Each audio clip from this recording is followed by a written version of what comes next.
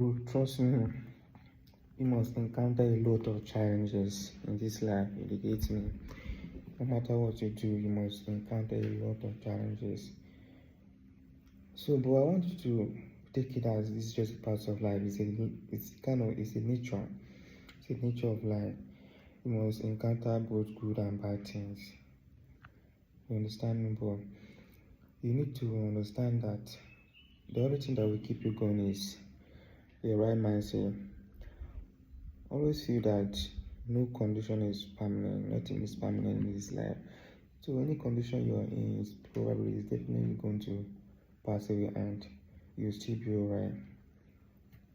So for me, I do believe in myself starting from childhood. Know that I'm not going to be a failure, I'm not going to be a loser in this life. So even though I'll never make this money for now, but I believe that it's gonna be okay. At least